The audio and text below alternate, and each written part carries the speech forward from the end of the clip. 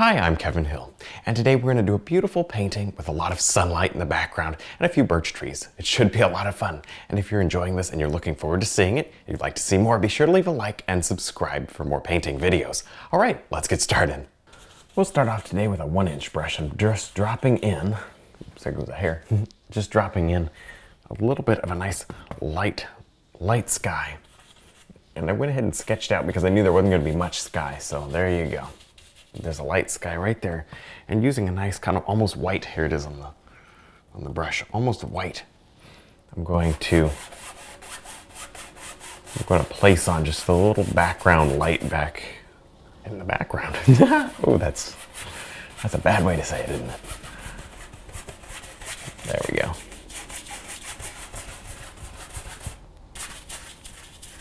That looks decent right there. That's decent. Of course, we've got a little clear gel and white just in the sky area only today. Very small, about 1 inch, and that's it. Now with the filbert brush, I'm going to scrub in kind of a shadow tone to this water. And it's a purple, but then I added some yellow ochre to it in order to calm down that purple. I didn't want it so purpley because there's no purple in the background. We can have a little, and we are going to have some greens and stuff, but we don't want so much that it's going to look out of place. These are just the shadow tones anyway. We're going to do, some nice highlight tones in yellow, so leave some empty areas. Especially down here toward the middle, we can have some empty areas. So that's kind of the idea. Just a little purpley shadow, but not too vibrant. Now I'm going to go ahead and just set down large patches of yellow, light color, because, here's my palette, because we're going to put the darks underneath and blend the two together with a fan brush, just like we usually do when it comes to large grassy fields. It's just simply the easiest technique with the best result. It just happens to be the easiest. It's the best result, if you ask me. There, it's better than painting it with a, I don't know, 1x1 with a 1-hair style brush, or even trying to get it in quick with a large brush. This is about just as easy and just as fast, if not easier, because you have to think less. And I think the result is twice as good because it's a little more ragged and a little more natural. Now I've got a fan brush and a paper towel. You won't need your palette for this step. Make sure your fan brush is good and clean. All right, now we're going to go ahead and probably start in the light areas. Definitely start in the light areas and sort of soften them a little. See where it's kind of harsh. You just tap it. Of course, this is obviously optional. If you want to just leave it like this, you can, right? You don't have to go through all this. All right, and then once you're kind of done with the, see how I'm constantly wiping, but once you're done with the lights, you come into the darks. And then you can just touch it like this and melt them right in. And then to get larger strokes, you simply use a little more force and a bigger, a bigger sweep to it. You get a lot larger blade of grass that way. Nice, but then once you kind of exit on your darks, you want to wipe your brush before going back in the lights. Otherwise, you'll have one color. Nobody wants one color. Now with the 3/4 brush, I'm going to just kind of drop in these little leaves. You see I've got a very pretty bright yellow color going on here. And the 3/4 brush is softer than something like the filbert brush, so it works real well for this. I did think about getting out our detail round, but I wanted to have more than one just brush stroke up here. I want to have several. So the detail round, we'll use it later, but for now, stick with this 3/4 brush. Plus, this is just a tiny bit faster. Of course, the more you do these little comma strokes, the faster they get, right? But this is nice anyways. And then as you go to the left, maybe we'll get a little darker, but as we go to the right, we might even get just the tiniest, if we can, if we even can, just a little bit brighter. There's a lot of paint down on here today. A lot of paint in the background. Well, not the dark trees, but the leaf coat is fairly thick. Because this is a backlit tree, I'm doing the highlight first. That's why this is looking so different. Nice, look at that. Barely see it, but that's okay because the contrast is coming. It's a little bit hard to picture right now, but the contrast is coming. That'll make it pop a lot better. Don't destroy all of those background trees, but most of them are going to probably go away. There. Nice, and just kind of blend everything together. The more you touch it, the softer it becomes. So only hit it once or twice. That's kind of the best thing you could do. Nice. I kind of like this negative spot right here. It's interesting. So we'll try to leave that. Now we're going to go ahead and do a lot of comma strokes with a detail round brush. Quite a lot. And we'll be changing the color. Here's my palette. I've got a lot of colors already on the palette. I'll just scoop up kind of what I think will work and toss it in. Some red ones toward the middle. Kind of indicate a little light filtering through, some yellow ochre, all that good stuff. Remember, we're working from light to dark because these are backlit trees. The light's coming from behind.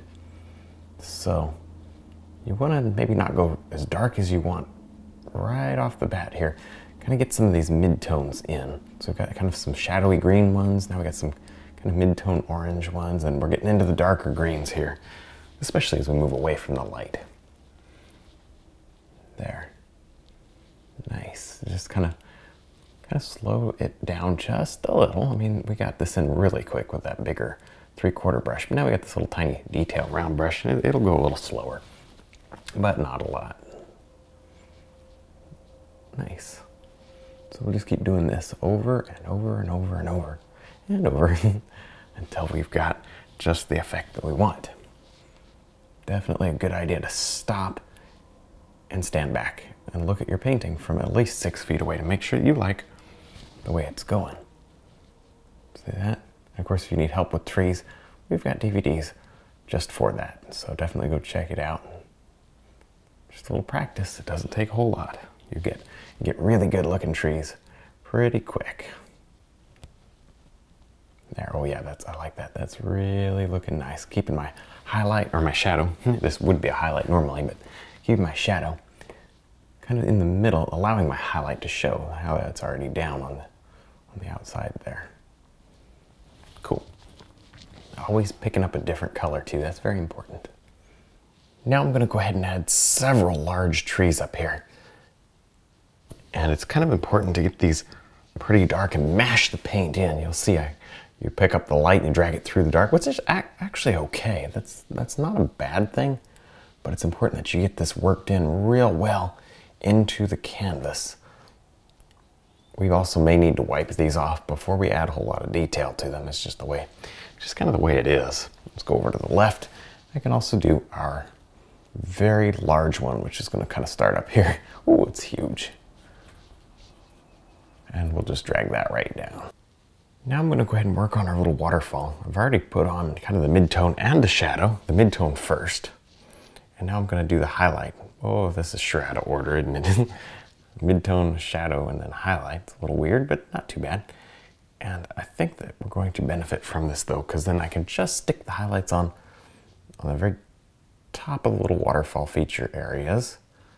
And then everywhere else kind of doesn't get so bright. I think it'll make it a little more interesting. But you see how I can see these little shelves in here? I don't know, they're so small, I don't know if you can even really tell what I'm doing. But I'm just trying to make it a little more interesting with these little drop-offs and little fast-moving areas. Very light touch. There's actually not a lot of paint back there, which is great. I can see the grain of the canvas all the way through there. That makes it easy. Down here, there's more paint. We may end up having to wipe some of it off, depending on what we do with this waterfall. But so far, so good. And I know I do want rocks around it. So we'll probably do those in a second. There, just kind of finish up putting a little highlight on the top. Lots of paint. See all that paint? If you don't use a lot, it's not going to go on very bright. And you'll be kind of dissatisfied with the overall brightness of it, I'm sure. There, you can go right over the green in some cases without causing any real big problems. Now we can go back and add shadow and just kind of drop in some extra detail. I've just got a nice purple, let me show you here, a nice soft purple, and I've toned it with just a little brown. And that's great, that really helps, I think. helps to make it fit with the painting. And of course, we are not stuck with that color. We can do just about any color that we want. Here's some kind of some yellow ochre. Maybe we need to, I always like to see some sand underneath. So maybe we need to add some sand right underneath this water. But because the water is, you know, fairly dark at the bottom, we don't have to worry about it kind of making mud. Now we're going to go ahead and work on our birch trees. And this is very much a backlit situation. I'm going to say our light source is somewhere right in here. So on this tree, there'll be more light on the right-hand side. That doesn't mean I won't put just the tiniest bit on the left. I may, just to kind of give it a glow. We'll see. May or may not decide to do that. But what's fun is we can kind of make it up as we go along. As far as the lighting is concerned, just a little here and there, maybe on that left side. Yeah, that looks like it's glowing. Nice. Well, I like that. Looks ugly now, but the reason I like it is because I know where we're headed. At least I know where I hope we're headed. Always stick that light outside the dark. That's the most important thing about highlighting. The most important. There you go. And then what I plan to do here is just take a little bit of purple. This is just some random purple head setting around here, and place that in the middle as a kind of a mid-tone shadow for the birch trees, since after all we want them to feel like they're white. And this is a pretty bright painting, so that's our kind of mid-tone shadow. It seems like every time I want to go to paint a birch tree, I do some sort of a slightly different technique to actually paint them. And this time on this really big one, because this is way bigger than normal, because our horizon is higher than normal,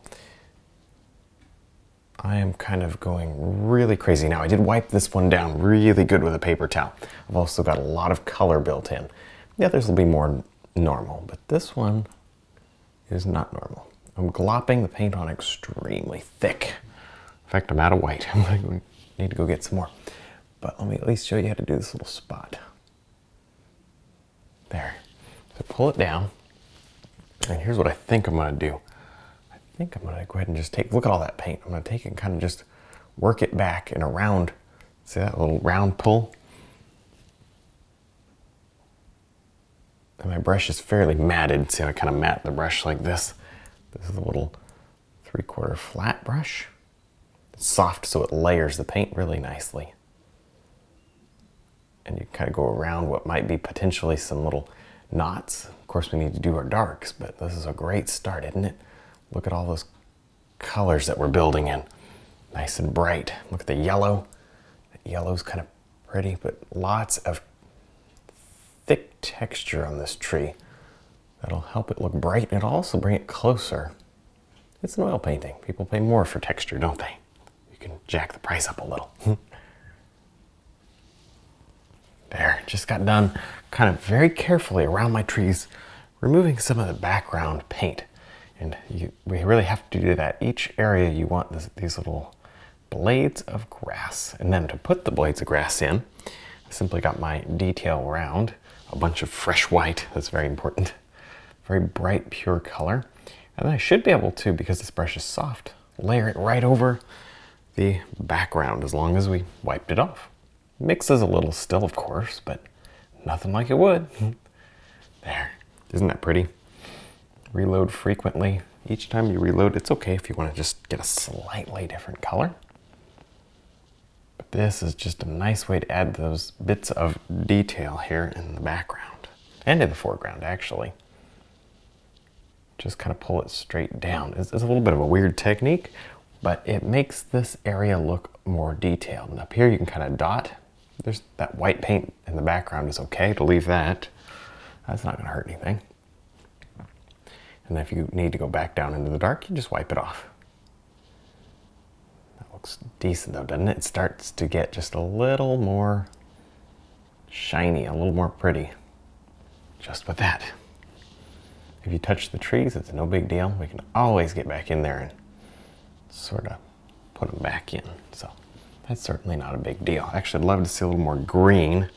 Here we go, put a little sap green right into this. I would love to see a little more green tones kind of sparkling through here. Oh, there it is. There's just all sorts of colors. There's some more right there. Very bright though, kind of a low contrast background, but it's not flat. That's important. We don't want to make it flat. Now we're going to go ahead and turn our attention to this big bush here on the right. It's pretty dark and I want to keep it that way. We'll just have a very nice little highlight on the outside edge. But we do need a mid-tone in it. So I'm just going to drop in dark green. Honestly, that's about all there is. Just kind of do it around the trees. And again, like always, I put my trees in out of order because it helps me to fill the whole painting in and get it kind of close to at least finished as far as the placement of the trees. And it helps me to kind of understand, you know, how bright we need to highlight the stuff that's in the background. So yes, it's out of order. The traditional order would be to start with the furthest thing away and work forward. So you have to paint around the trees, but look at this, who cares? Well, number one, those could be leaves from the tree here, or number two, we can easily, you know, repaint if we need to. So I'm just not gonna worry about it. There you go. Just to make a point, I'm gonna purposely mess those trees up. All right, not that anybody, I'm probably the only one standing here concerned. Everybody else is like, oh yeah, I get it. They didn't have to make a big deal of it, but oh well. What are you gonna do? There's some dark. Because this brush is a lot softer than the original one we used to block this in, whatever that was, I guess the filbert brush, I can't quite remember. Long day. Then what'll happen is this helps to layer the paint on just a little more smoothly. It goes on just a little darker that way. It doesn't mix so much with what's underneath. Now we're going to do things just a little out of order here. I've got my liner brush going in a nice, very thin mix, just a nice light yellow, kind of a golden sunlight yellow. And I'm going to try to create a lot of tall grass right here in this area. And this works out great. It goes on so bright and so detailed. Normally, I save the liner brush work to the very end. It is the last thing that we do. And we do it for about, I don't know, 5 minutes and we're done. Today, I think we're gonna do quite a lot of extra liner brush work, just for the sake of trying something different. How's that? So I wouldn't say we're done. I mean, we may do a lot more painting after this, but we're gonna have to realize though that everything that we touch with this liner brush is going to be pretty much off limits. You know, it's going to be real thin. And that'll cause just enormous problems if we try to go to paint over it. And so we're not going to paint over it. We'll avoid the enormous problems. You need to always be changing the paint color slightly. That'll give you a better look to the painting. So I like to put my light ones in and the dark ones to kind of push the light ones back. That's exactly what we're going to do here. Some nice bright tall ones right over this dark, and they'll put dark ones right over the light. It'll add an enormous amount of detail. And this painting, because of where the horizon is, these blades of grass need to be about twice as tall as normal, at least. There, so they're a lot closer. And I think when you're viewing it a little lower to the ground, as if you're sitting on the ground. That's this kind of view. And that'll help add to the effect of this, having these really tall blades of grass. There we go. That's very important that we do that. If you have just short little blades of grass, it'll look like you're up in a helicopter and looking down on the scene. It's not going to look right. So keep that in mind. All right, I'm also going to add tree limbs and stuff, but I'm really spending a little bit of time here on the grass. But you see how it just goes right over that, so bright. It's one of the advantages to do it this way. Get a nice bright highlight super easy, with no real risk of making any mud at all. Now I'm putting in our final dark little blades of grass. You can kind of see my palette here. I've got all sorts of paint thinned down on the liner brush. Most of these details were done with the liner brush. I did have to change just to get some of these flowers in, but actually did some of them with the liner brush. But you know, It's good to have a couple of different brush strokes going. The detail round brush is really good for flowers. There, that's actually really pretty decent. Just getting those final dark ones in. I went ahead and put limbs in. You guys know how to do that. You just take the little liner brush and you kind of just go along. There you go, you get your limb. Pretty easy. But if you guys are at all struggling, we do have a video for trees available on the website. A nice full, actually several. I think we have 3 of them right now. Technique series trees. They're good. They'll help you learn really a lot faster than just trying to figure it out on your own. There, and I'm focusing these grass blades here mostly at the bottom because that's where the shadows would be. And I'm allowing my light stuff to show at the top. Don't want to ruin it. We just spent a long time putting it in. There's a lot of strokes in here. If you guys are not comfortable with the liner brush, try this painting out, right? You'll get there. Oh yeah, it's a lot of liner brush work. All right, well, I think we're done. I had a lot of fun. I hope you did too. Don't forget to check out our website, DVDs, and brush line. Thanks for watching.